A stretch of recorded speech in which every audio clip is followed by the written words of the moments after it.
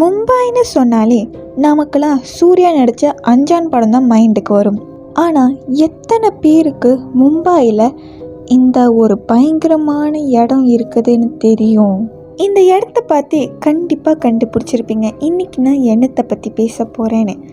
S, இன்றைக்கி நான் மும்பையில் இருக்கிற டி சவுசா சால் பற்றி தான் பேச போகிறேன். டி சவுசா சால் இந்த இடம் மஹிம் மும்பையில் இருக்குது.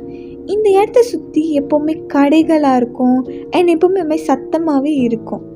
எல்லா வீடியோவில் சொல்கிற மாதிரி தான் காலையில் இது ஒரு நார்மலான பழைய மும்பை பில்டிங் மாதிரி இருக்கும். ஆளுங்களாம் பேசிக்கிட்டு இருப்பாங்க, சின்ன பிள்ளைங்களாம் விளையாண்டுக்கிட்டு இருப்பாங்க. இந்த இடம் பார்க்குறதுக்கு ஹாண்டட் மாதிரி இருக்காது, ஏதோ ஒரு பழைய மும்பை பில்டிங் மாதிரி தான் இருக்கும். ஆனால் ஒரு பயங்கரமான சம்பவத்துக்கு அப்புறம் தான் இந்த சால் பற்றி மும்பைக்கே தெரிய வந்திருக்கு. அது இந்த கிணறுனால தான். வருஷங்களுக்கு முன்னாடி இந்த டி சவுசா சால்ல ஒரு கிணறு இருந்திருக்கு. அங்கே குடியிருக்கிறவங்களாம் டெய்லி இந்த கிணறு கிட்ட தான் தண்ணிக்காக வருவாங்க. அப்படிதான் ஒரு ராத்திரி ஒரு பொண்ணு இந்த கிணறு கிட்ட தனியாக போயிருக்கா. திரும்ப அவ வரவே இல்லை. அங்கே குடியிருக்கிறவங்க என்ன நினைக்கிறாங்கன்னா, அந்த பொண்ணு அந்த கிணறுக்குள்ள வழுக்கி விழுந்து மூழ்கி இறந்து போயிட்டான்னு. அந்த பொண்ணோட மரணம் அந்த ஹோல் டி சவுசா சால் பில்டிங்கில் இருக்கிறவங்க எல்லாரையுமே பயப்பட வச்சிருக்கு. அதுக்கப்புறம் அந்த கிணறுக்கிட்ட யாருமே போகிறதுக்கே பயந்தாங்க. அந்த சம்பவத்துக்கு அப்புறம் அங்கே குடியிருந்தவங்களாம் ஏதோ ஒரு மர்மமான விஷயத்த பார்த்துருக்காங்க. லேட் நைட்டில் ஒரு பொண்ணு வெள்ளை கலர் புடவையில் அந்த கிணறு பக்கத்தில் நின்றுக்கிட்டு இருக்கிற மாதிரி பார்த்துருக்காங்க. ஆரம்பத்தில் என்ன நினச்சாங்கன்னா, அந்த இடத்துல குடியிருக்கிறவங்க யாரோ தான் அங்கே நின்றுட்டு இருக்காங்கன்னு.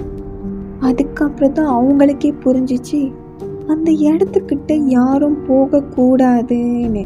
பார்த்தவங்க எல்லாரும் அதே சேம் டீட்டெயில்ஸ் தான் சொல்கிறாங்க. ஒரு அமைதியாக நின்றுக்கிட்டு இருக்கிற பொண்ணு, அவள் முகம் மறைஞ்சிருக்கு, அவள் கத்துல காயப்படுத்தலை, ஜஸ்ட் பார்த்துக்கிட்டு இருக்கா, அவ்வளோதான் சொல்கிறாங்க. இந்த பொண்ணை பார்த்ததுன்னு சொல்கிறவங்க ஒரு ஆள் இல்லை, 2 ஆள் இல்லை, நிறையா பேர், சின்ன பிள்ளைங்களேருந்து வயசானவங்க வரைக்கும் இந்த பொண்ணை பார்த்துருக்காங்க. ஆனால் வேறு டைமில்.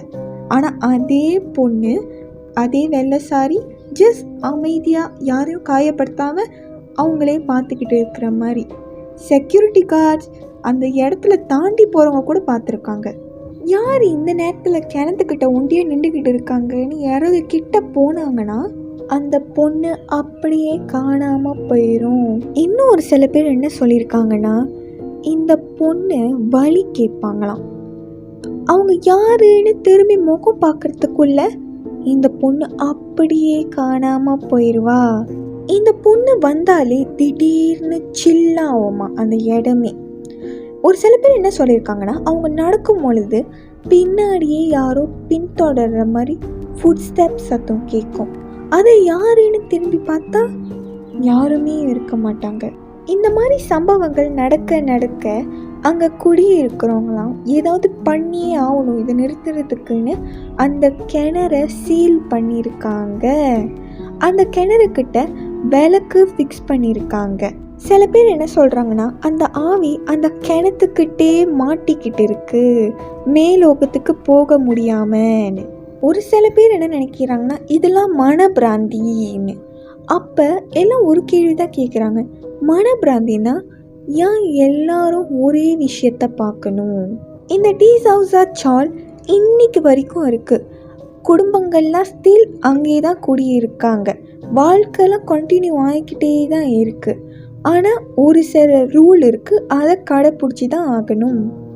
அப்படி என்ன ரூல்னு கேட்டிங்கன்னா, சின்ன பிள்ளைங்க வீட்டு உள்ளுக்கு வெள்ளனையாக வந்துடணும். இன்னொன்று, அந்த கிணத்துக்கிட்ட நைட்டு யாருமே போகக்கூடாதுன்னு. விசிட்டர்ஸ் யாராவது வந்தாங்கன்னா நைட்டு வரைக்கும் இருக்கக்கூடாதுன்னு. இந்த மாதிரி நிறைய ரூல்ஸ் இருக்காங்க. ஒரு சில பேர் சொல்கிறாங்க, நம்ம உயிர் எங்கே போனச்சோ அந்த இடத்துலையே தான் நம்ம இருப்போன்னு. அப்படி அது உண்மைனா அந்த வெள்ளை சாரி கட்டின பொண்ணு ஸ்டில் அந்த கிணத்துக்கிட்டே தானே காத்துக்கிட்டு இருக்கா. இப்போ நீங்கள் சொல்லுங்கள், நீங்கள் என்ன நினைக்கிறீங்க இந்த ஸ்டோரி பற்றி காமெண்ட்ஸில் சொல்லுங்கள். நான் அடுத்த வீடியோவில் உங்களை சந்திக்கிறேன். அவ்வளோதான் இந்த video. Take care. Bye bye.